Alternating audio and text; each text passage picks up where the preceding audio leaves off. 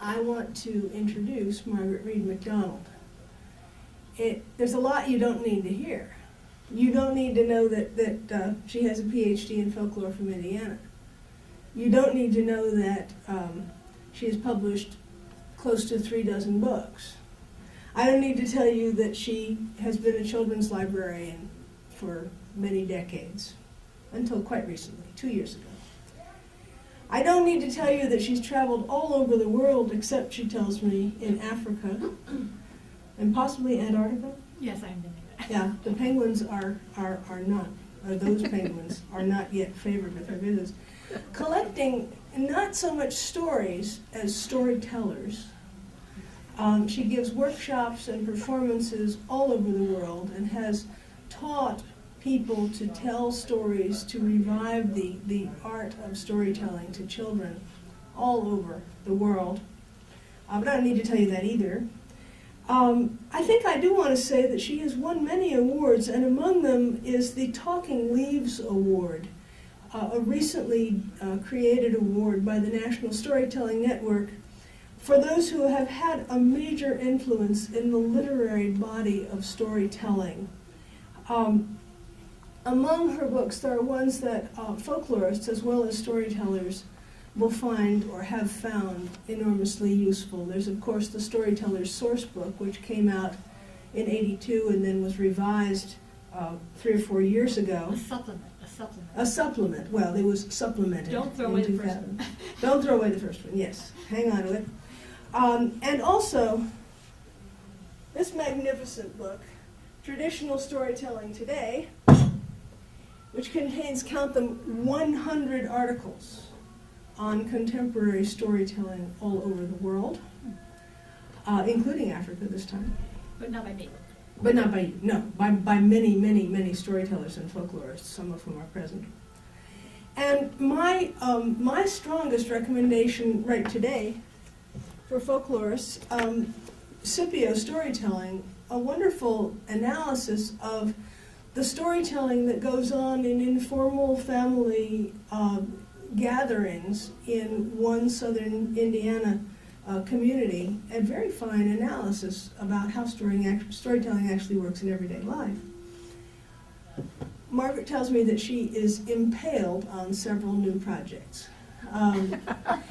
including a large number of collections of stories from other places. Just out are collections of stories from Indonesia and Cuba. Coming soon are ones from Brazil and Argentina, and also there's a Lao collection in the works. And in the future, she would very much like to create anthologies, collections of tellable tales from Middle Eastern countries, because those are what our children, and goodness knows our teachers and librarians and storytellers need very badly nowadays. And of course, out soon from the Illinois University Press, 10 Traditional Tellers, which is what you will hear about and from this evening. Please welcome Margaret Read MacDonald. Thank you, Jo.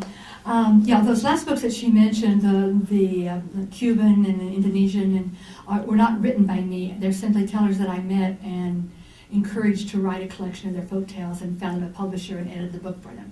So that's why I'm kind of like impaled on helping all these people. And we have a Saudi Arabian collection coming out. Not coming out probably in 3 years' time, but I was so excited. That one in particular I'm excited about. I love them all, but that's especially exciting. Okay, I'm a storyteller, so this is really weird to read a paper. But in order to get it all done in 50 minutes, I've got to read it, because I've got a lot of all that. Okay. So I hope I don't drive you nuts. And I've lost the first page already.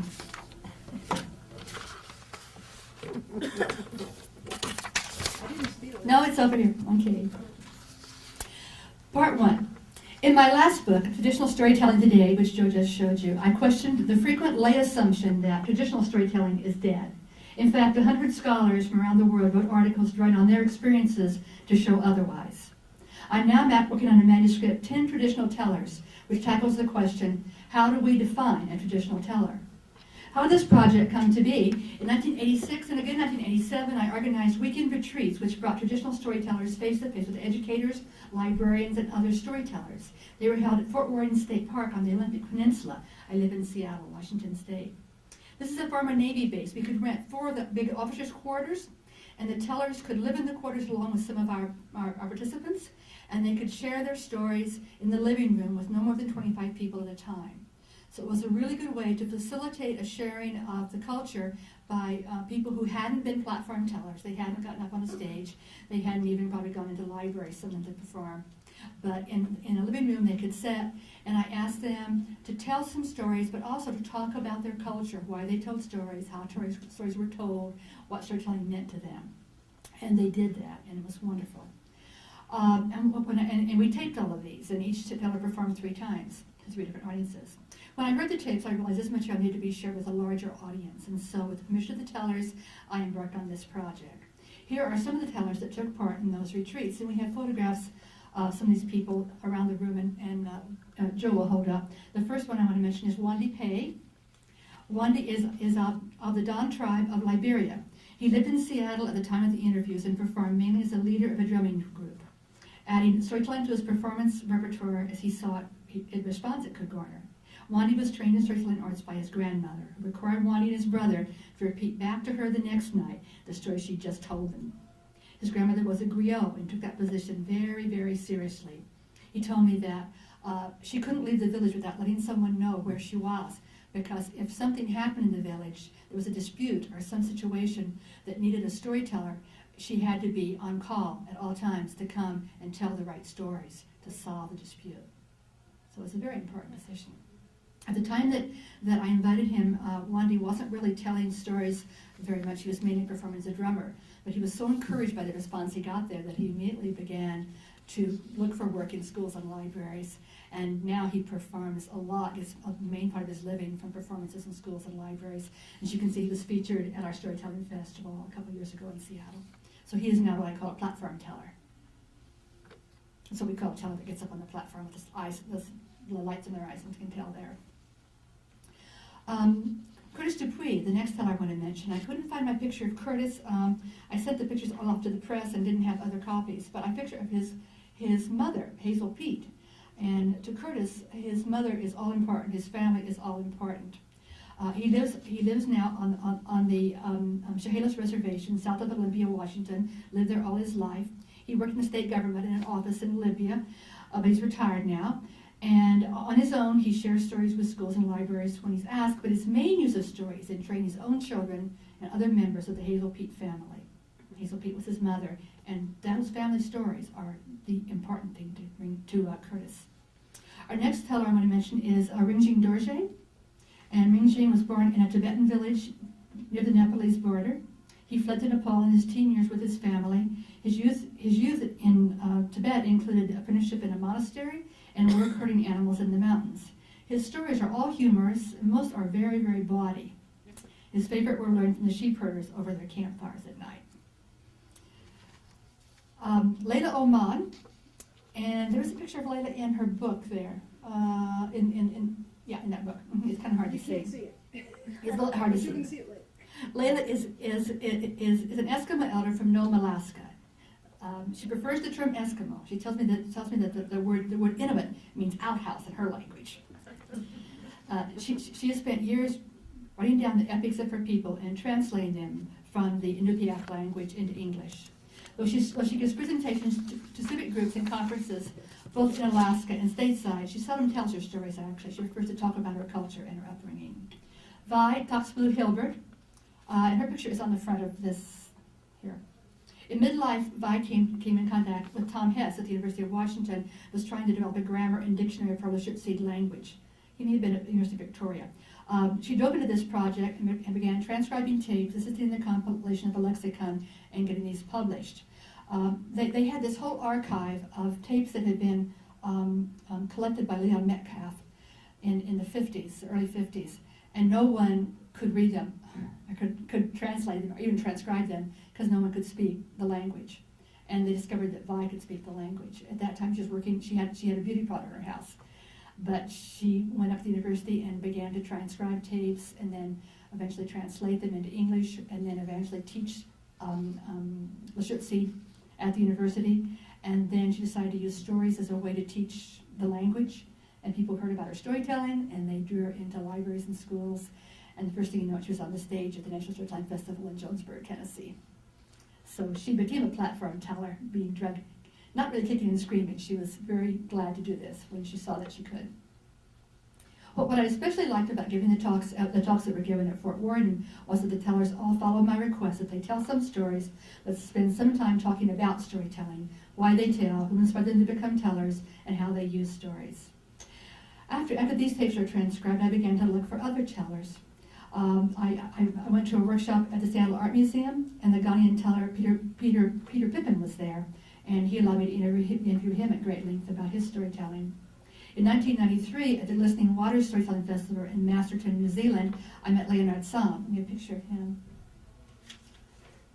He prefers to tell in Kanak, his own language, but in deference to audiences, he tells most of his stories in French. He gave me a delightful interview in French, and he shared wonderful images of his grandmother telling him stories as a child. Makia Malo, and that's in this book here. Good job, Joe. Makia Malo was sent to Kalaupapa, the Hansen's disease settlement on Molokai, when he was 13, and that means leprosy. He was in his mid-30s when he was allowed to return to Honolulu. He chose to keep a little house in Kalaupapa rather than receive a Honolulu living allowance, but he spends much of his time in his Honolulu apartment. In 1995, I visited Makia at his Kalaupapa home. And here, in the tiny house provided by the Hansen's disease settlement, he talked about his childhood in Papakolea on the slopes of Punch Bowl in Honolulu, and about his teen and adult years in Kalaupapa.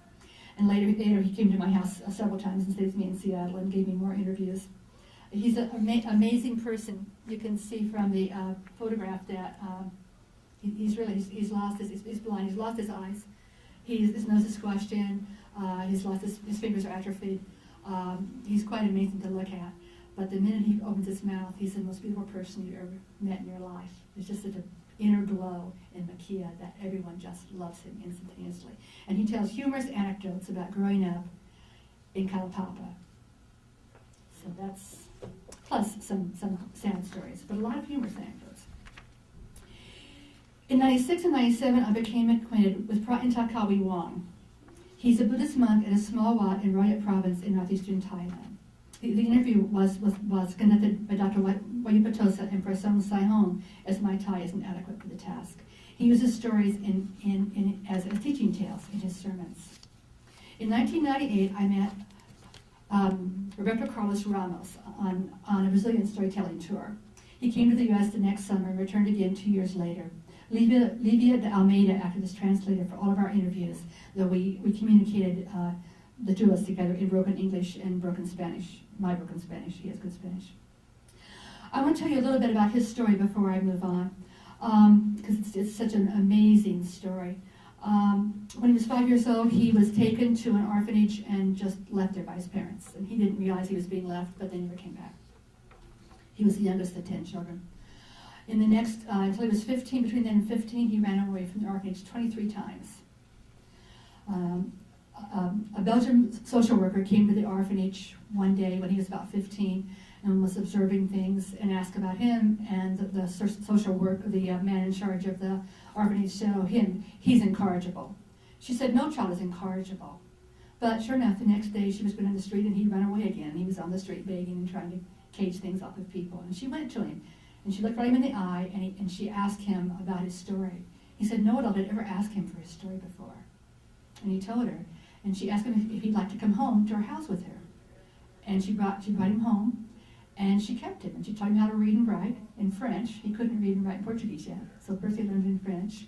And she took him with her on her tours. She was collecting stories herself throughout Brazil, and she took him along with her on her tours. And she put him through college, and she had promised that when he was 21, she'd bring him to France for for higher degrees. And the day that he was 21, he heard that she had had an aneurysm and died in France. And the way he tells it, it was the same day that he went out, it was raining, and there was a boy on the street And he saw the boy, and he thought, maybe I should do for someone else what she did for me.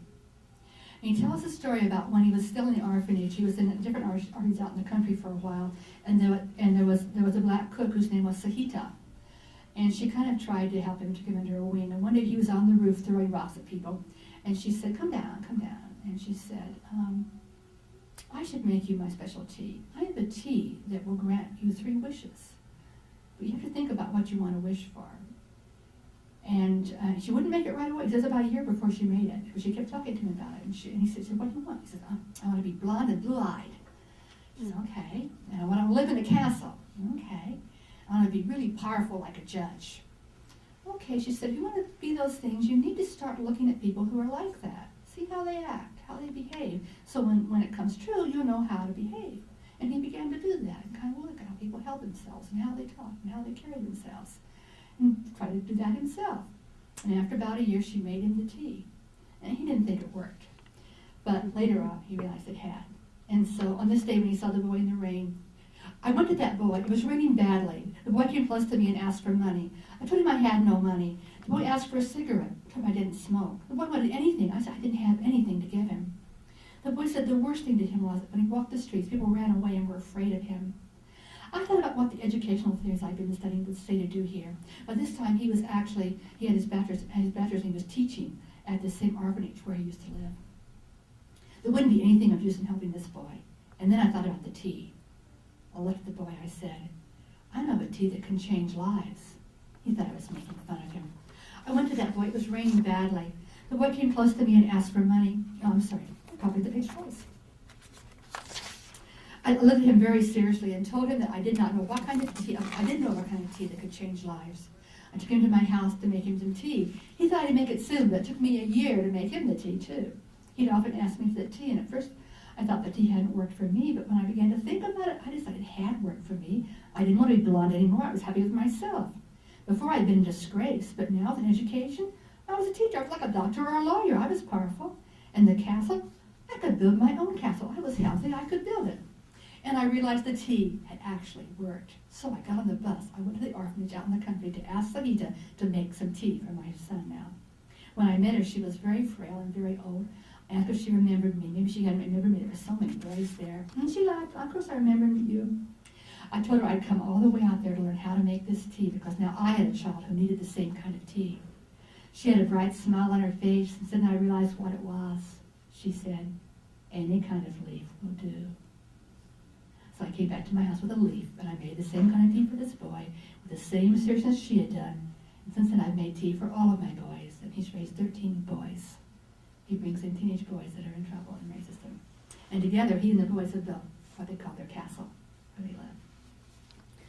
Okay, part 2, that was the introduction to these people. Part 2, I'd like to talk a bit about why these folks tell stories, and I'll tackle the question of just how traditional are these tellers. In examining the emergence of a master teller, I find the study of Mrs. Sydney Watanabe by Robert J. Adams especially interesting. Adams discusses the path that leads to a teller taking on the social identity of storyteller. And once that identity is assumed by the teller, the die is cast. The community recognizes the person as a teller, and the person identifies him or herself as a teller and continues to look for audiences and for new material to expand the repertoire. Adams suggests there are certain things needed for a master teller to emerge. And someone quickly help me pass these out. Yeah. Mm-hmm.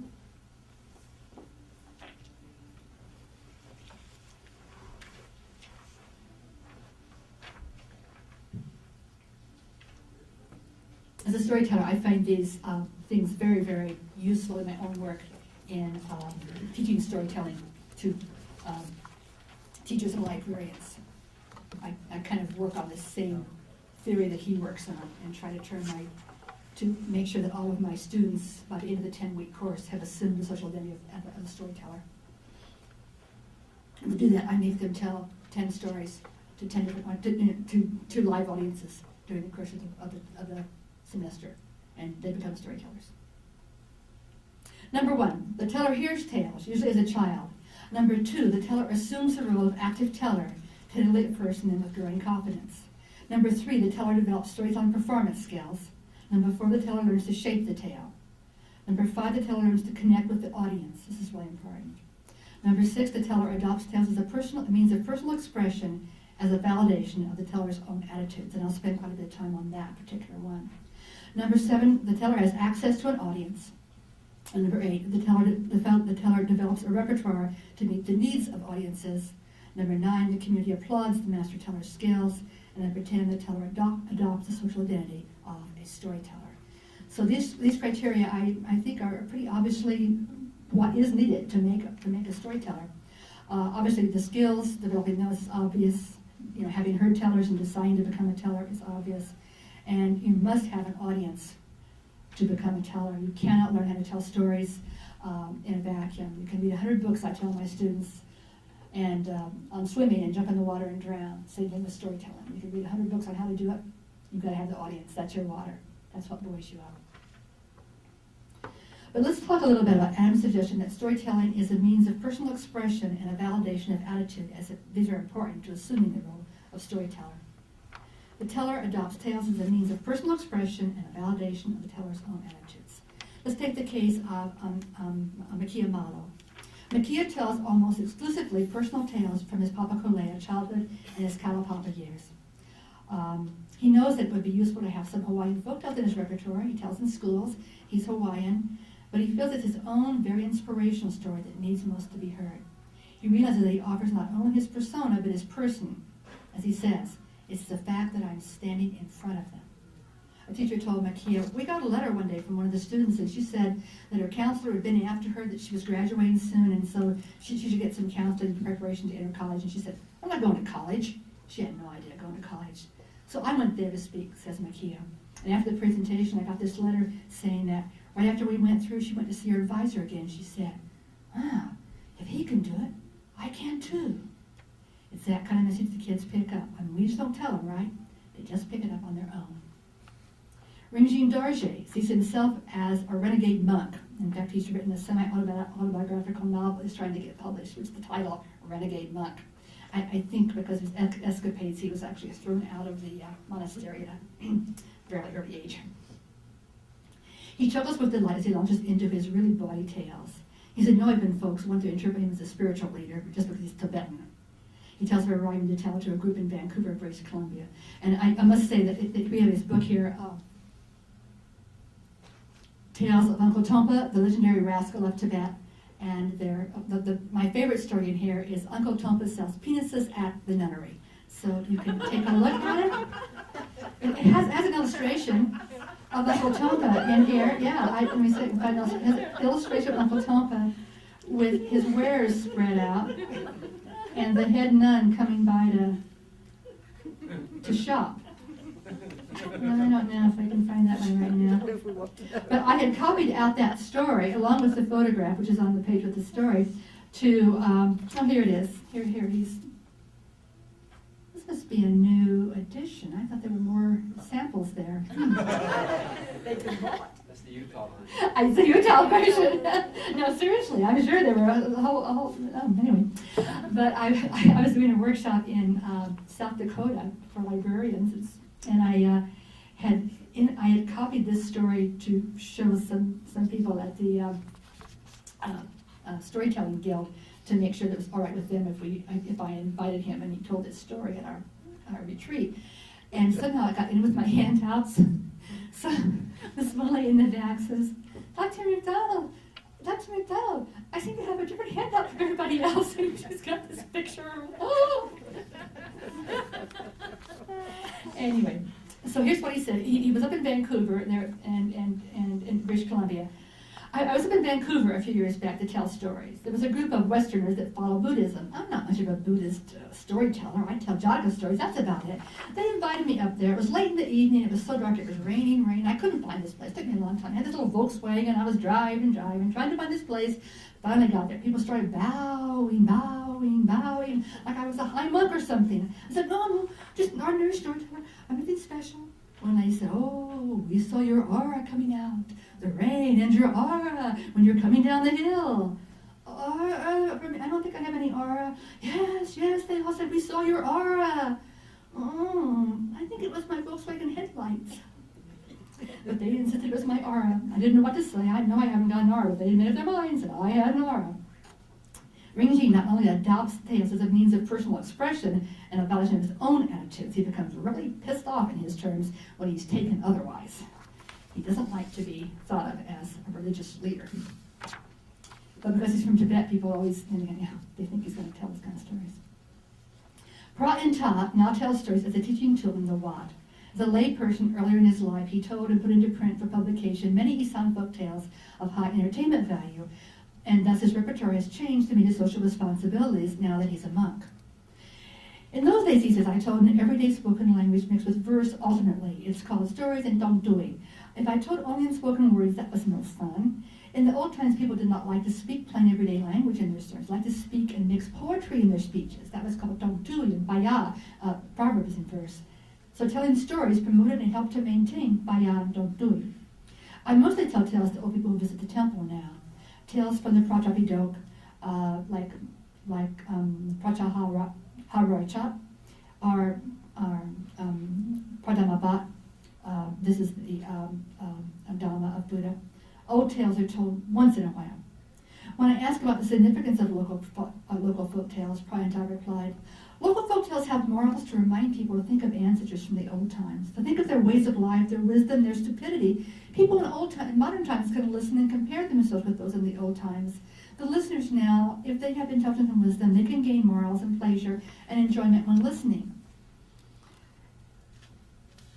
I think we can revive the local folk tales, then he said. We must bring the old tales to use in sermons and use them to give illustrations to the people who come to listen to sermons in the Buddhist Dhamma. These old people, after hearing the old stories, will recall the old stories, and that'll revive the old folk tales, and they'll tell the stories to the children and their grandchildren. And these young people will become interested in the old folk tales. During Buddhist Lent coming up, I'm going to use these old folk tales in my sermons to the people. It felt like he was inspired by the work of Dr. Rinpoche, who was trying to revive storytelling in Isan, and by thinking of what he was saying in this interview, he began to think about ways he could use local folk tales even more in his sermons than he was already doing. For Curtis DuPuis, storytelling is a serious family responsibility. His main use of story is to instruct the children in his own family. He says, we have one day each month for what we call the 7th generation children. We have a cultural day for them. We start early in the morning, and during material gathering time, we go to the beach and get grass, or we'll go to the river and get more grass, and we'll show them how to do that, how to separate it, how to sort it. In the winter, when things are wet, we'll show them how to make designs, how to choose their colors, and what the colors mean. So he brings in all the children of his clan one day each month, and they have this cultural day. They are Chehalis. We'll have them practice making different things, and then in the evening, we'll go to a movie or get pizza or something like that. We want to let them know that our family is a very extended family. We have a lot of cultural knowledge. If they take the time, they can learn too. If you keep your ears open and you watch, you're going to see a lot of things. Most of our stories are for the family. They're not for the tribe. They're not for the outsiders. They're for the family. So when we're together, we have supper, or birthday, Christmas or something, we'd finally come to the time, the celebration, we'd say, we would want someone to tell a few stories. And this would be a time to go through the lineages, or recite who our relatives were, where the houses are, things like that. And then we go ahead and tell a few stories. And when Curtis tells, he begins by telling his whole lineage. I'm the family of Hazel Pete and the son of, and he goes on through the whole lineage, no matter who he's talking to, before he will begin to tell the stories. And he brings a cloak that he wears, but he won't put on any kind of regalia until he's come up in his suit and told the lineage, and then he will become the Indian storyteller. So someone would make the introductions, and we'd all know each other anyway because we're all relatives, but there are some formalities to be observed, the introductions. You don't just stand up and say Lord Riding Hood. You have to take time to make a good introduction. And we basically just tell one story for one occasion, so it might take you 20 or 30 parties to hear everything. I hear the story twice in a row, depending on the audience, but there has to be a formal introduction. We're glad you're here today. I hope you enjoyed eating your turkey. And one of the things we want you to do is listen to a story from our aunt here who just came in from, and things like that. Won-Ldy Paye, another take on storytelling. He was trained to take storytelling as a serious responsibility. Storytellers told explicitly to pass on certain morals to the community. The storytellers, he says, they're the ones who are the archives of traditions. They must educate themselves to perfect their art. The storyteller represents a symbol of peace because you are political in a way. The storyteller is about the only one who can question authority without directly pointing a finger at the powers that be. He's of the Don tribe, remember, in Liberia. For example, the storyteller can talk about Spider being a wealthy person and being corrupt. The storyteller will be talking about Spider, but it's really the chief who is corrupt. The chief himself will be sitting there. And the storyteller is talking about this corruption that's going on. But knowing that this is coming from the storyteller, that they're the defenders of the peace, people don't look at it like they're trying to stir up problems. People feel the storyteller are trying to guide what is moral within the community. So if you are going to be the one who will set the value of things so people will be moral, then you must think about yourself and your own actions. People expect a lot of calmness, a lot of self-control from people who are storytellers. Within myself, I try to live the same way too. I have a smile on my face all the time because I'm the one who's always there teaching kids. I'm the one who's telling kids fighting's not good, cursing's not good, getting mad is not good. So if the kids see me getting mad, they start to wonder. Basically, these stories have to do with morals. So the storytellers in society possess all these qualities. And because of this, people protect them, they're valued, they're catered to. Sometimes they even help them to make their own farms. People trust the storyteller. They leave their kids with them without any backthinking at all. After telling at the traditional tellers retreat in Fort Worden, Won-Ldy realized that his storytelling art was important to communities in Washington State. His mission of educating and passing on morals through stories could be continued here. He began to tell widely in schools and libraries. He's now moved to the East Coast and is trying to make his way into schools and libraries there. His work with his drumming continues because his father was a drummer. He inherited responsibilities in that arena as well. And certainly it's an important form of expression for Won-Ldy. He thinks of himself as a play person. He needs an audience to share his joy in performing. In my tribe, we say trokamat. The word trokamat means play person. And then there's the danapumat, which means story speak person. They're both from the Don language, he says. I call myself trokamat because if you look at me when I'm performing, hey, I'm playing. That's what makes people kind of admire me when I work, because I play with the art. When you're looking at me, you forget that I'm talking with you. It's just I'm dealing with myself. I'm there, I'm playing myself, I'm having fun. The audience already heard one is a great storyteller. They don't have anything bad about me, so when they come, they're already being way ahead of my being good. So I'm left with a little performance to do to prove it to them. Not to work too much, just play. When the audience sees you having fun, enjoying yourself, they're convinced to go, well, I like him. He's having fun. When they see you have fun with your art, they automatically start to have fun too. There's a philosophy I always say. The audience enjoys me because they see me enjoy myself. Vi Hilbert feels a strong sense of responsibility to keep her people's traditions alive. For this reason, she tells stories and has devoted her life to transcribing the tales made by her ancestors. Important people, lots of pieces on that one, important people kept the information alive, she says, and they knew it was their responsibility, just as I know. I never thought that I was blessed with the kind of historical mind that my parents or Aunt Susie had, says Vi. But again, I have to say I do the best I can. That's all the culture expects of me. She feels a strong duty to her culture. I don't have their kinds of minds because I wasn't born when they were, and the kind of training they did, but I know my responsibility is I do the best I can. I have so much I need to do yet. It's all of it very interesting and very important to me. I don't know how interesting it is or how important to any of the rest of my people. But when I feel this way, I don't feel discouraged about it because in the back of my mind, I know there's going to be one person out of 50 that'll have a great desire to contact something important of the culture. And they're going to be interested enough to wade through everything that I put in writing for them to read. And they'll search further to listen to things that are on oral tapes. And so there'll be somebody who's going to pick up all the gems and jewels that the ancestors left. It's always somebody who has a kind of burning interest to contact the important things of the culture. Maybe it won't be one of my own people. Maybe one of my students who has respected what they have learned from me through the culture. And there are many of those students out there, so I know nothing I do will ever go to waste. But it's my responsibility to get more of it out there. And she's 81 now, and she's still working hard, and she's almost blind, but she won't quit. And I keep saying, I need to internalize more of these beautiful stories so that I can have a larger variety of teachings to bring forth. Then I think that all the stories that I have in the computer now, they're stories many people can hear each telling. People have never heard them before. People are hearing the stories for a second or third time maybe, and the stories become more theirs each time they hear it, and they get a better understanding each time they hear it. I know I appreciate hearing a story many, many times because you never get the same words in different situations. So I quit worrying about that, worrying about getting a bigger and bigger repertoire. There are so many stories that would be beautiful to tell. Leonard Sam from New Caledonia tells to keep his culture alive. His culture is an important part of his persona and one which he strives to maintain. The problem is that now they're expiring, he says, the stories. Now there's no more casts. In the place of the casts are the house or the villa. In the villa is the television. So children come into the house and watch the television. Also the older folks who should be telling stories are also watching the television. Thus the stories begin to disappear. But I heard stories when I was little. When I was little, there was no television yet. But my children have television. The stories will be lost. But now I've noticed that there's going to be a return to stories, I think. People are beginning to realize that something's lost. People are beginning to tell stories in the school. They're organizing story parties in the educational institutions, at cultural centers, in the museums. It isn't all the same thing as in the class, though, not the same ambiance. Now the stories are not the same thing because they must be adapted. Before they could tell in our language, and each region has its own language, and people told in their own language. But now I have to tell in French, because in the class there are many different languages, and French is the language everybody understands. In every area there's a different dialect and language. And when I go from place to place, I tell first in my own language, Kanak. But when I tell in the museum, I tell in my language, Kanak, and then afterwards I tell in French.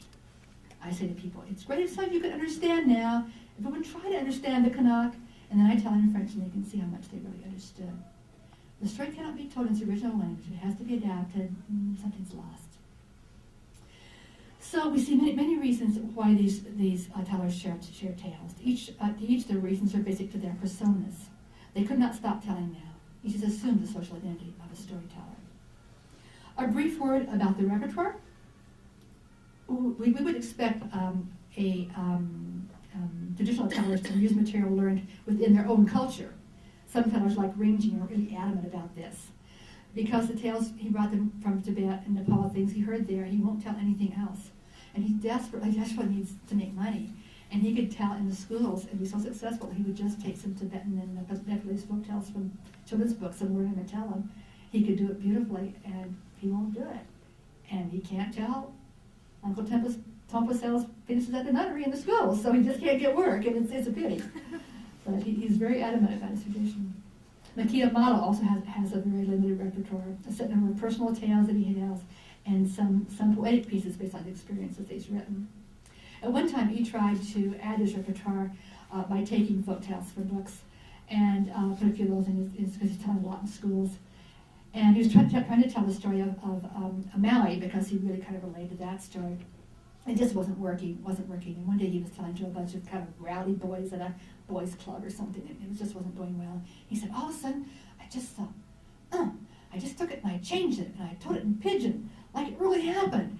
And wow, it was great. I was really going. And so just by taking the story and changing it and putting it in his contemporary, his own pidgin dialect, he made the story his own, and it became his. Won-Ldy Paye also has a very limited repertoire. He's recalled about everything he can from his youth. He's put a lot of them into books. He has a collection of Hawaiian Leopard has spots for children, and a couple of picture books that he did. He co-authored with Meg Leopard. But he needs more stories, and he gets kind of bored. You know, you only have like 10 stories, and you're telling stories every single day in your life in the school. You get kind of bored. So he wants something different. And so Won-Ldy just starts making up humorous anecdotes about something that happened. He has one about playing with his dog in the park, and he has all these. So he'll go into a school, and he might not tell one African folktale in the whole hour-long assembly. He'll just do almost a stand-up comedy routine. So we have to kind of watch him and, tell him, no, we really wanted to invite you to come to tell some African folktales, please. But he loves it, and to him it is traditional because in Liberia, being able to extemporize and just improvise a story is a traditional folk art. So him, that is storytelling. As I mentioned before, Curtis would only tell stories of the Hazel Peak family, so his repertoire is very, very limited. And Vi tells only stories from her own people. Other tellers like Roberto Carlos and Pra Inta add stories to their repertoire at every opportunity. So, part 3 is assuming the social identity of a storyteller. Hold in there. Born into a storytelling family, Won-Ldy assumed the social identity of a storyteller at a very early age. I came from a family of griots, or storytellers. We tell stories when we work on the rice farm, at bedtime, or when the kids get together. My grandmother would tell us stories every evening. Before grandmother would tell her story, she might say, Won-Ldy, it's your turn to tell a story. As I repeated the story, she and the other kids would correct me, and after a while I learned the stories and added my own style of fun and movement to them. And by 7th grade, I was already telling stories to big crowds. People would say, the kid's a good storyteller. Makia began telling stories after leaving Kalaupapa and working on a degree in Hawaiian Studies at the University of Hawaii. He was hired by a park recreation director, Jeff Gare, who happened to be a professional storyteller. He was in his mid-30s then, Makia was. Jeff saw the innate talent in Makia and encouraged him to tell stories and began to promote him in schools, libraries, and adult groups throughout the island. At first, Makia told in the Artists in the Schools program with Nona Beamer and other actors, but soon he found his mission and left the group to perform alone. He says, at first Eddie Nona acted as the MC, but after a while she decided to move back to the Big Island. That left me with the microphone. For me, I didn't put together until that time. But all of a sudden, Eddie Nona was gone, and I was narrating stories.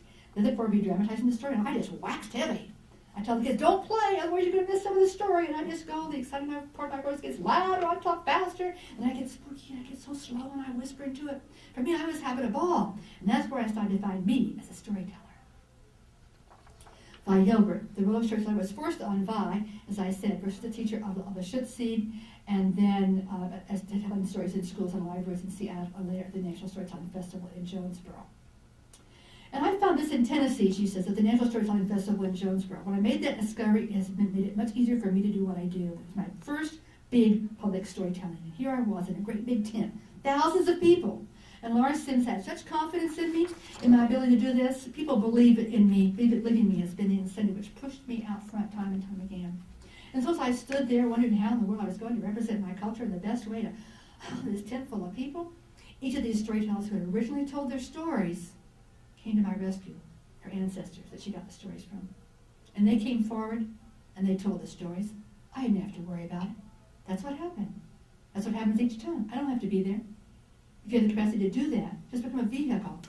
Story comes through. Lela Oman. Though Lela seems to expend more energy putting stories down in books than telling them, her responsibility for this and her assumption of the role of storyteller seems to have been unquestioned. Well, it was just natural for me, she said, because I'm a descendant of storytellers. And while I was doing those 2 books, I was doing other things. I was running for this, running for that, being on a committee for this, that, and raising 5 children and 20 foster children. It was just natural for me, though, because my people were Gobukan people. And they had owned the entire Gobukan Valley at one time, and they were the chiefs, the rich people. But she takes it very seriously, the responsibility of preparing these books.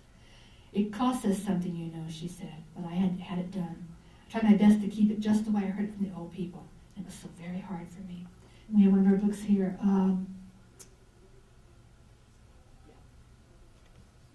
She's published several lengthy epics of her people. And they're available in a lot of the libraries. Peter Pippin. Peter seems to assume the role of a storyteller at a very young age.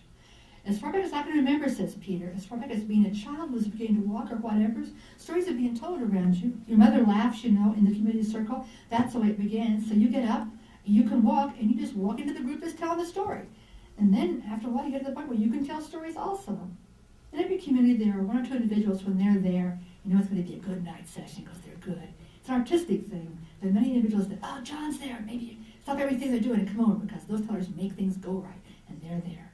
It begins very early. You're carried there, and then you walk there, and then you begin telling stories. So that's how it is. Rinjing was known for his humorous tales back in Nepal and seems to already have assumed the role of storyteller back there. But coming to the U.S. put us straight on his role as a storyteller. He works as a bartender, and so that's a good format for some of his storytelling. But performing in schools and libraries isn't possible because of the bloody nature of his repertoire. In a sense, he's a teller who assumed the identity of storyteller, but lost his audiences. Roberto Carlos developed storytelling skills in his shoes. He used to read newspapers to other boys in the orphanage by looking at the pictures and making up his own fantastical tales. He didn't know how to read, but the boys didn't know that. And they'd crowd around to hear him read the stories. So he was a storyteller from a young age.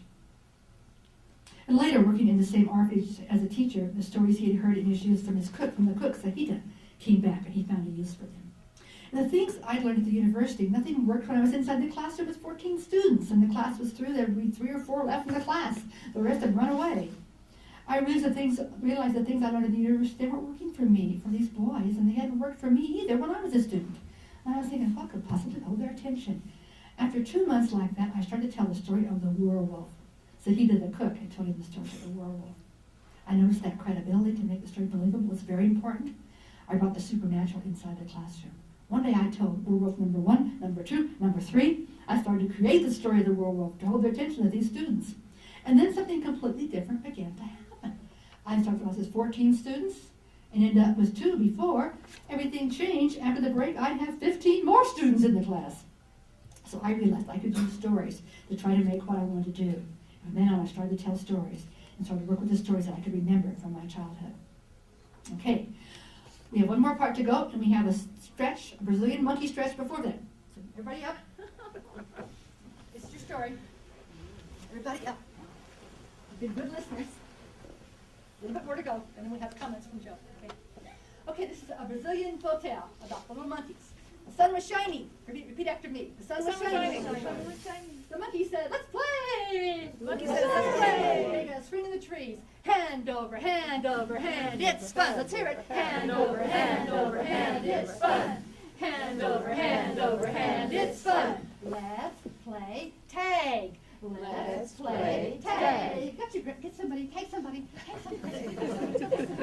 Oh, rain, rain, rain, rain, rain. Boys and girls, rain. I'm cold. I'm cold. I'm wet. I'm wet. We should build a house. Should have We should build a house. We should build a house. Let's build a house. Let's build a house. Tomorrow. Tomorrow. Tomorrow? Tomorrow. Tomorrow. Next morning. Sun was shining. Let's play. Hand over hand, it's fun. Hand over hand, it's fun. Let's play tag. Got you. Got you. Rain, rain, rain, rain. I'm cold. I'm cold. I'm wet. I'm wet. We should build a house. Should build a house. Let's build a house. Let's build a house. Tomorrow. Tomorrow. Tomorrow. Next day. Sun was shining. Let's play. Hand over hand, it's fun. Hand over hand, it's fun. Let's play tag. Got you.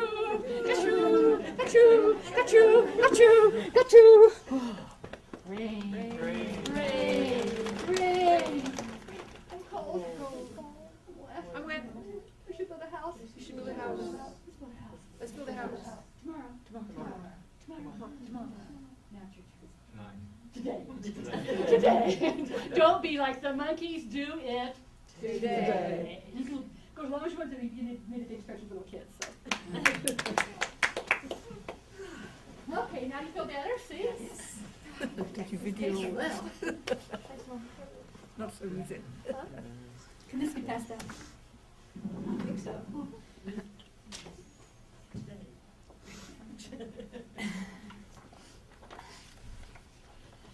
Part 5, and last part. Traditional versus revivalist tellers. This study I'm reporting on today will be published by the University of Illinois Press.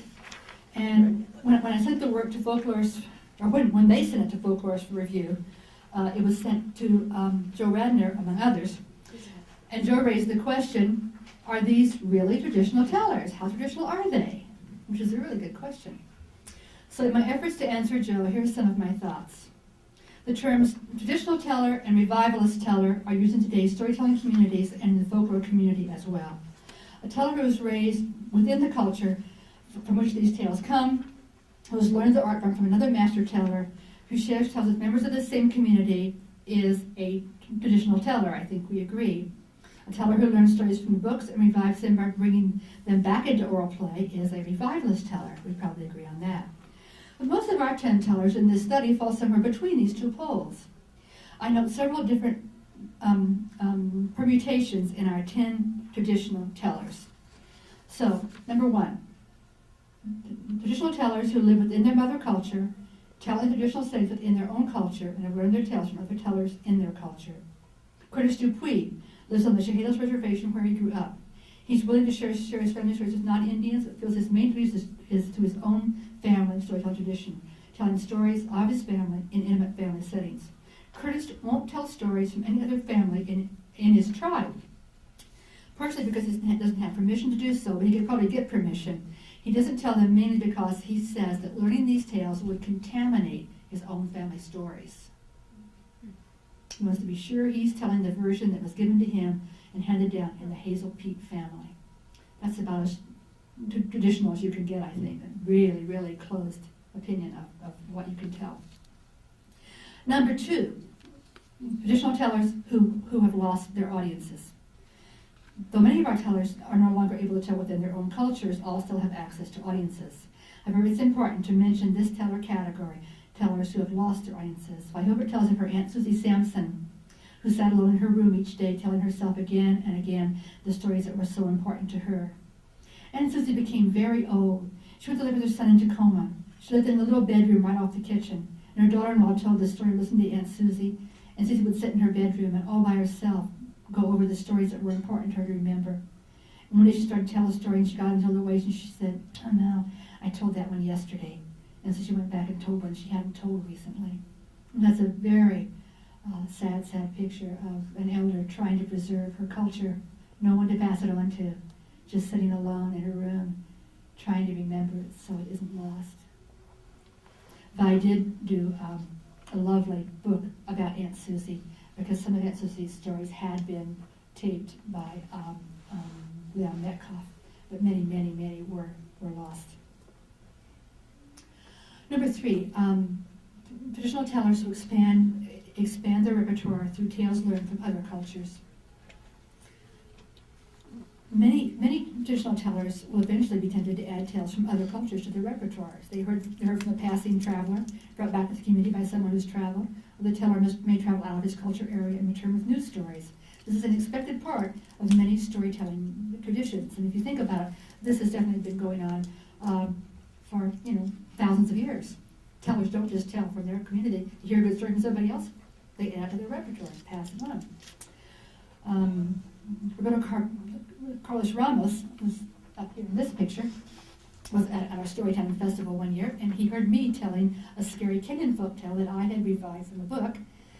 And the next evening at the Scary Tales concert, I was shocked to hear Roberto Carlos, whom we brought from Brazil at great expense to hear his special Brazilian joke tales, told the Kenyan story I told the night before. But he's a traditional storyteller, yes, but like any storyteller, he loves a new story. He loves a good story. And he heard it and immediately put it into his own repertoire and tried it out the next night on the audiences. Does that make him less traditional? I don't think so, because it is the traditionally induced instinct of most tellers. Hear a good story, tell it. I know he carried the story home and made it a part of his own repertoire in Belo Horizonte, where he lives in Brazil. And it probably made good sense to Roberto Carlos too, because most of his Afro-Brazilian tales do have African roots, so it made sense for him to take a Kenyan story back. Number 4, traditional tellers who expand their repertoire through tales learned from books. This seems that could be possible, right? If they're learned from the books, they're a revivalist teller. But these are traditional tellers who expand their repertoire through tales learned from books. Pra Inta lives within the culture in which he was raised. He shares stories with his own people, he's traditional, and he claims to be learning his stories from Buddhist texts. In fact, Pra Inta must have heard other monks tell the same stories all his life, but it's important to him that they come directly from the sacred texts. So in a sense, he's reviving material from a printed source in order to perform. Does that make him less traditional? I don't think so. His Buddhist teaching tradition requires that he derive his stories from the sacred texts. Makia Malo tells mostly personal stories shaped by own experiences in the talk stories he heard all his life, but he does revive some Hawaiian folktales from printed collections. And when he memorizes these and shares them, and when he internalizes them and adapts them into Pidgin, his own dialect, is he not still a traditional teller? The idea of retelling tales from printed stories has its roots in antiquity. Nader Imharith, a cousin of the Prophet Muhammad, was a famous storyteller of his time. He went to Mecca and brought back many books of Iranian folk tales, which he then learned and performed in the marketplace in order to lure listeners away from Muhammad, who was telling more quiet and serious tales. The scholars Mahmoud and Teresa Omid-Salar point out that his stories were in fact learned from books he purchased from Persians and Romans and others during his travels, and then they said he was not actually an active bearer of the oral tradition since he learned his stories from printed sources. But I kind of disagree. I think if he was bringing them back into traditional telling, that maybe that is a traditional way to learn stories and pass them on. Throughout the ages, stories have been moved from print and back to oral tradition with regularity. Theodore H. Gaster, in his book, The Oldest Stories in the World, tells us that the 4,000-year-old tales preserved in cuneiform, which he translated, were designed to be heard rather than read. And because the cuneiform script were heavy, they couldn't be circulated freely, and reading was a specialized art, so they were designed as an aid for priests and learned men to memorize the stories from them and recite them later. So they were reviving stories from books 4,000 years ago. Number 5, traditional tellers who perform within their own culture but in non-traditional settings. Leonard Sam now tells in school and museum settings rather than in the fireside settings of his youth. However, he still lives in New Caledonia and tells often to Kanak children. Number 6, traditional tellers who perform for an alien culture but rely on a traditionally learned repertoire. And our tellers, most of them fall into that category. Lela Oman, Curtis DuPuis, Vi Hilbert, Peter Pippin, Rinjing Dorje are such tellers. Lela, Curtis, and Vi still perform within their own cultures, but also for non-Indian audiences. And Peter and Rinjing live in the U.S., far from their home cultures, and must rely on the repertoire they learned back home to share here with an alien culture. Number 7, traditional tellers performing for an alien culture who expand their repertoires with printed materials, inventions, and tales from other cultures. And now we have people like Makia and Won-Ldy who are using the repertoire, but then they're adding things from books. Won-Ldy's adding humorous anecdotes, and so they're taking a traditional repertoire, but they're expanding it in all kinds of ways. So, are they still traditional? Now, I think the next category we can flip over into revivalist tellers. Number 8, revivalist tellers who draw tales from their own culture but learn them from printed materials, who share tales in their own culture but in non-traditional settings. And my friend Ajahn Wayupatosa in Thailand that I work with is this kind of a teller. She wants to teach storytelling to her students. She wants stories to be shared. She doesn't have access to tellers to get them from, so she gets them out of collections by folklorists at the university library, and then shapes them and retells them and teaches her students, and they go out and tell them in schools and in universities and libraries. So she's from the culture, grew up in the culture, is has it on her own culture, but has to get it out of the university library and bring it back into play. So I say she's a revivalist teller, even though she is in her own culture. Revivalist storytelling groups are forming in many countries, and annual storytelling festivals are held in Chile, Colombia, Cuba, Brazil, Venezuela, Japan, Malaysia, Singapore, and many, many others. They often invite traditional tellers to come to these events, but the festivals are organized by revivalist tellers, so these are often people who maybe have never heard a traditional teller, but at least learn most of their stories from books, the stories of their own culture, but from books. And revivalist tellers form the audiences and provide most of the performances and the workshops. As in the U.S., public librarian storytellers have often carried on a book-based storytelling tradition, and their ranks are now joined by teachers, volunteer tellers, professional tellers, and others who see a way to use storytelling in their lives. Thus, revivalist storytelling communities, these are active in just about every Asian, Latin American, and European country. I don't know about Africa, quite likely there too. Some of these tellers actually have deep traditional roots, but they haven't even thought about that. I was in Sabah on the island of Borneo a couple years ago, doing storytelling, and one day the librarian hosting me said, "Oh, my grandmother told stories like that," and she began to recite these incredible stories. I said, "Oh, good heavens!" And so I got my pencil and wrote it all down, and I went back to the hotel and typed them up and brought them to the next day and said, "Look, you've got to tell these stories now." And I'm going back next spring, and I hope she's telling them, because they're incredible stories. And she'd been telling the stories that I had taught her, Jack and the Robbers and things like that, when I was there 5 years earlier doing a workshop for the librarians. So, number 10, revivalist tellers, but with some traditionally learned material influenced by traditional sensibilities. Many, if not most, revivalist tellers incorporate into the repertoire a few pieces that were learned from their own. Did I skip one? Yeah, I skipped number 9. Revivalist tellers rely mainly on printed materials from their own culture who share tales within an alien culture. And this is a lot of the people in the U.S. that we find to come tell stories in the schools may have never actually heard stories from their own culture told, but they can get books to the library of Thai stories or Lao stories and learn them and come share them in the schools when they do cultural performances. So, many ethnic tellers living far from their homeland need to rely on printed materials to expand their repertoires. These tellers may know a few stories heard from a family member, but in order to get paying work in schools and libraries, they need to resort to printed resources to expand their repertoire. In some cases, most of the stories shared were learned from books. Some of these tellers have never heard a traditional teller from their own culture, though the traditionality of their storytelling style may be questioned. Their upbringing within the transplanted culture lends them a sensibility to the material. And number 10, revivalist tellers were but with some traditionally learned material influenced by traditional sensibilities. Many, if not most, revivalist tellers incorporate into their repertoire a few pieces that were learned from their own family or home community. For example, I tell a handful of stories learned from my father or other Southern Indiana folks, where I grew up in Southern Indiana. When I share these tales, they're viewed as my own culturally learned Southern Indiana sensibilities. So at those moments, I think I'm probably a traditional teller, but not the rest of the time. Number 11, revivalist tellers working exclusively with materials learned from printed sources or tellers from other cultures. The beginning teller with a short repertoire of book-learned tales is in this category. For many school and library tellers, this repertoire is entirely adequate to their needs.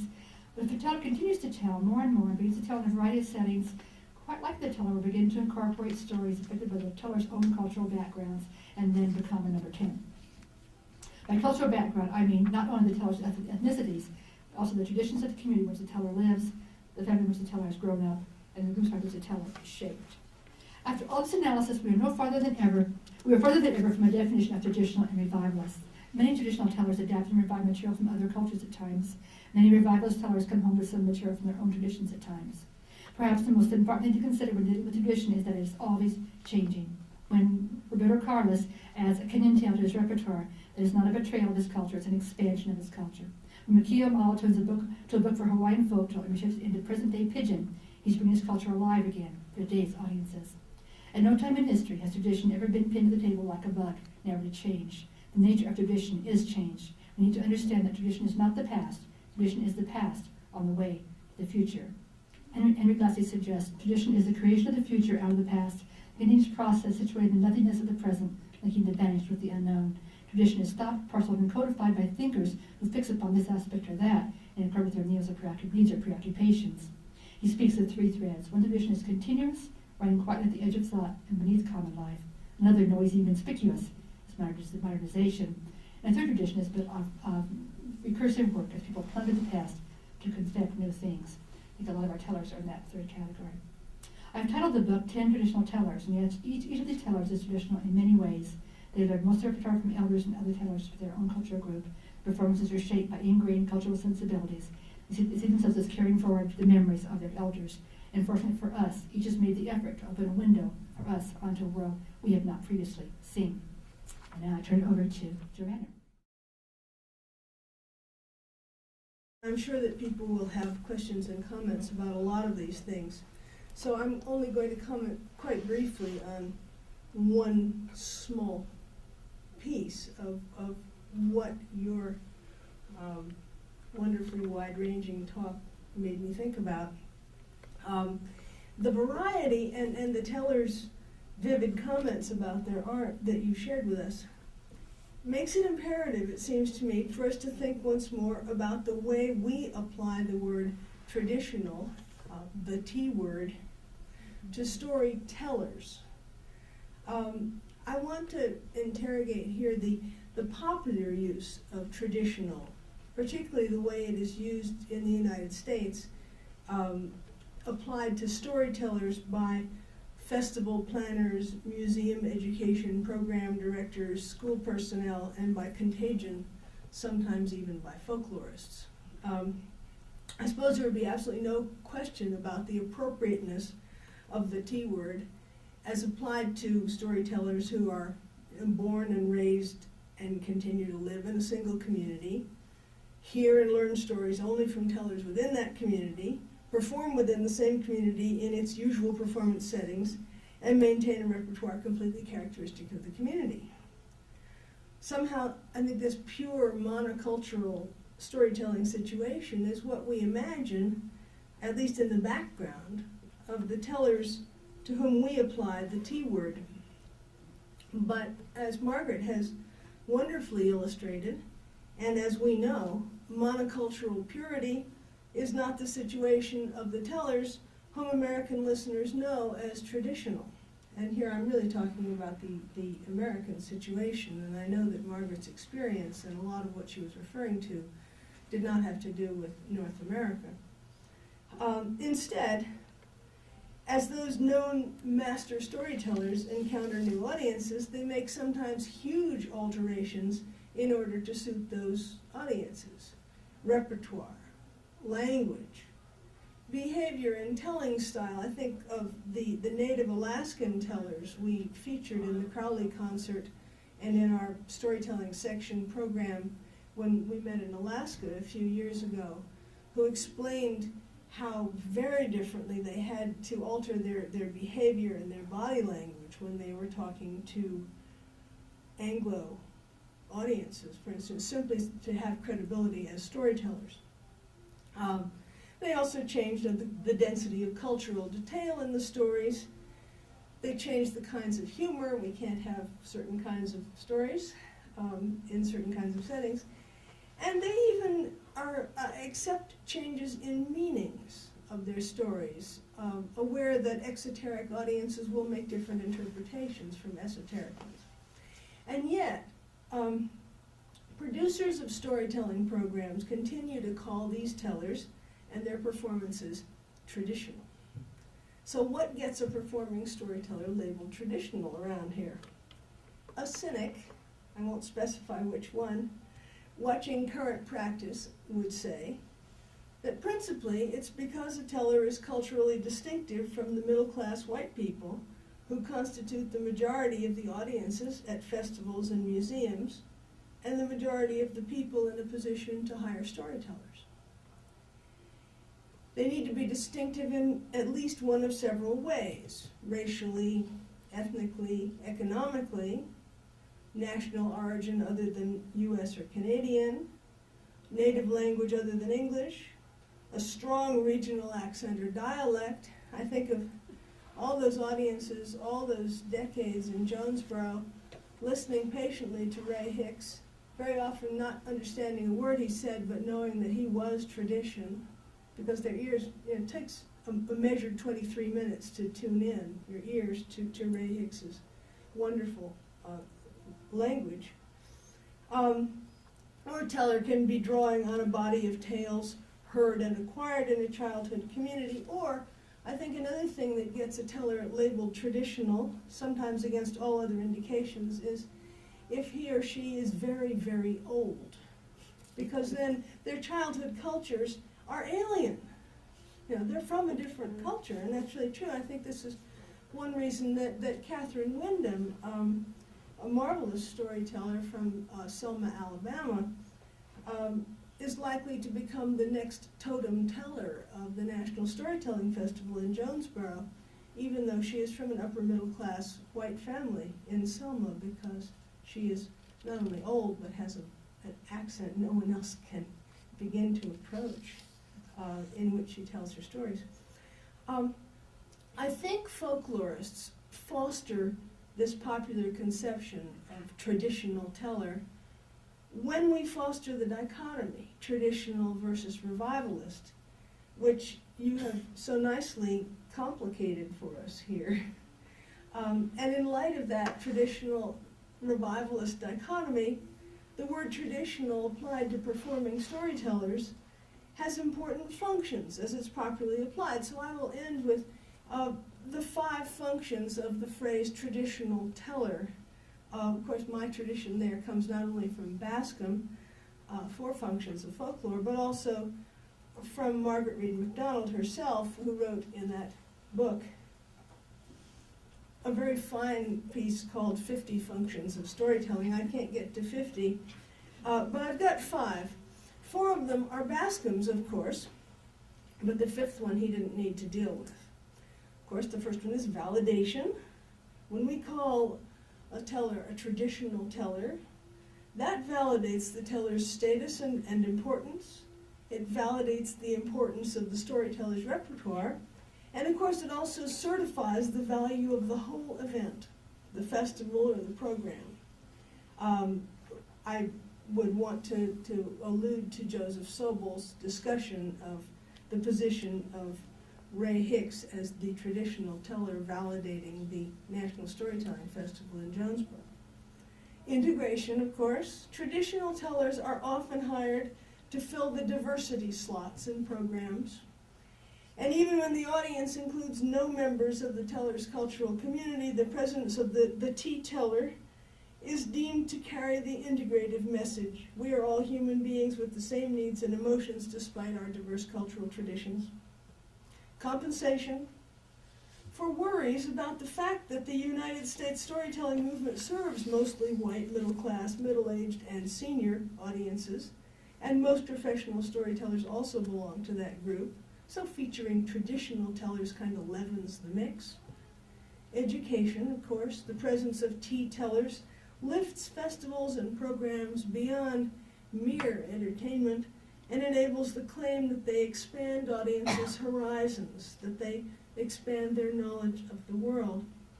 And then, of course, the fifth function of traditional, as applied to tellers, is marketing. You know, for all those above reasons, traditional has a real bottom line value in professional storytelling in the United States today. This is about folk art in the marketplace. I'm not trying to get rid of the T word. I wouldn't go out and fight the waves either. But I am very skeptical, and I think that you also share some of this about the usefulness of the traditional revivalist dichotomy. And I applaud you for placing more emphasis on the concept of the master storyteller, and I think breaks that down. Traditional storyteller, it seems to me, would be a useful term if we reserve it for those tellers whose professional practice is built upon the traditions of their childhood cultures, and if we include in that category tellers who come from one of the generally unmarked white middle-class cultures. But if we use the term in contradistinction to revivalist, a word I do wish myself to erase from the discussion of today's professional storytelling, we will fail to recognize the weight of traditional folkloric process throughout the contemporary storytelling movement. As Kay Stone pointed out many years ago, professional and aspiring storytellers now frequently learn stories and techniques from each other by example and informal apprenticeships. Storytellers now constitute a complex occupational folk group. Their mixed ways of developing repertoire, by observation and imitation of those around them, by borrowing from alien cultures, by individual creation, and also by adaptation from written sources, is an acknowledged traditional configuration for many folk genres, ballads, epic singing, various genres of material culture. This afternoon's wonderful session on traditional Navajo basket weavers was a wonderful case in point, showing how those repertoires have changed in exactly those ways. We live in an increasingly heterogeneous world, but folk process is alive and well. So I would like to celebrate Margaret Read MacDonald for laying before us this congeries of, in any sense, traditional tellers, so that we can glimpse their skills and also the techniques that enable master storytellers to adapt their art to serve their audiences and to practice their art in ways that express their personal values and attitudes. Thank you. And I am sure that Dr. MacDonald will answer any questions, and that also she would welcome your coming up to look at these books and photographs when we're done. Back to you. Are there questions? If I can't answer them, Joe probably can. Yes. The young man from Kalapapa, did he also tell the stories within the Hansen's disease community, or did he just use them outside? He didn't tell stories. I don't know if he tells stories. I'm sure he tells stories there now when he goes back. He has a cottage there and goes back. There aren't many people left now. It's going to be a national park, and there are only a few. So I'm sure he shares the stories with them occasionally. But he didn't tell stories at all until, late in his 30s, he got a degree in Hawaiian Studies at the University of Hawaii. And late in his 30s, he started working for the Park Department. And as I said, he began to tell with Noah Beamer. And he's an amazing fellow, though. It's just incredible. He was at my house one time, and he was coming out the front door. We have a Northwest Contemporary house with all these steps that go down and down and down. And he wouldn't have help. He has his cane, and that's it. And when I was packing the car, he was getting ready to leave, and he said, "Hey, Marge," he was coming, "look at me." He says, I stay here another week. I can do it with my eyes closed. It was like a totally extemporaneous joke. He doesn't make that all the time. He's really a sweet guy. Just fun. Mm-hmm. From the repertories of your 10 storytellers, what percentage of their stories are admittedly fictitious, and what percentage claim to be true? Or do they even make those distinctions? I don't think anybody was making those kind of distinctions. They were either telling folk tales or personal stories, and there wasn't a tall tale element in it. I mean, Makia's personal stories all really happened. You could tell. They didn't change a lot from telling to telling. So as a rule, they didn't admit that they were telling a fiction. Yeah, I don't think they were. None of the people. I mean, now back in Indiana, I have another book. If you want to take a look that might have some stories of that category. But I think in these people, most were doing folk tales. Except I think Makia was, the personal story. But it was the people that I chose probably for. This isn't so much a question, but it's more of an observation, and maybe it's true of some of the folks that you've worked with as well, but I've encountered some storytellers, and Margaret, you probably knew Joe Heaney when he was at the university. I did not. I wish I had. I wish I'd gone to hear him tell him. I worked with Joe for several years, just before he died, and I don't know if other people know him here. He was a traditional singer and storyteller. And all of his performances, at least when he was in this country, he would mix them. It was always a mix of stories and songs. And we did a lot of recording of Joe while he was here, and put together a whole archive of materials, of recordings and interviews with him.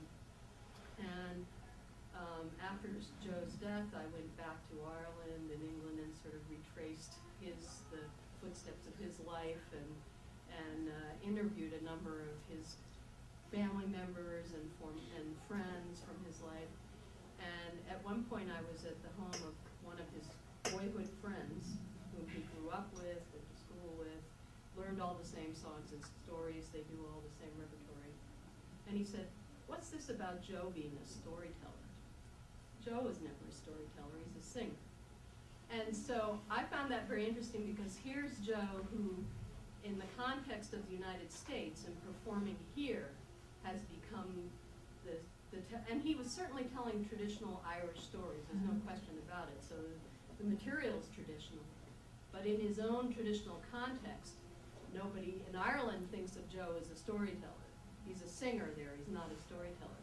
And I think that kind of thing has happened a lot in this country, especially with a lot of somebody like, I don't know Won-Ldy Paye, exactly what his story is, but I wonder if in fact in the African context, if he was known in that context as a storyteller, or if the opportunity, but I mean, I think there are I've certainly worked with a lot of artists here where, the opportunity is there for them to fill the void, or to take something that they wouldn't have thought of as being a label or identity that they had in their traditional home culture, and now they have it here, outside of that culture. Won-Ldy definitely was. He was competing in storyteller competitions and things in Liberia, and was very active as a teller. But probably Peter Pippin didn't. He works for the Museum of African Art in D.C. And my guess is that he started telling as part of his work there, and became a teller after he. But I didn't really ask him that question, and I should call him and ask him that. But I kind of had that feeling about his work. But Rinjing told stories in Nepal and Tibet, and yeah. Any other questions? About Makia Malo. I remember hearing him tell personal stories shortly after, I guess, he came to Honolulu. Do you have a sense of how or why he integrated other fictional folk tales in his repertoire? He really didn't to any great extent. He only has a few, and he was doing a lot of work in schools and with young kids, like elementary schools. And he thought he needed some stories like that too. And they, he was a Hawaiian storyteller, and they were wanting him to be telling Hawaiian folk tales. So he added a few to his repertoire. The only one he's even mentioned to me is the one about Maui that he told. So and then I think his work has moved more into with junior high school and older adults. So I don't think he really makes much use of the folk tales at all anymore. Like I said, he said it's the fact that I'm standing in front of them, and that's what he feels is a really important thing that he needs to be sharing. You heard him really early on then. Yeah, so it's like I'm thinking mid-80s. Good, lucky, yeah.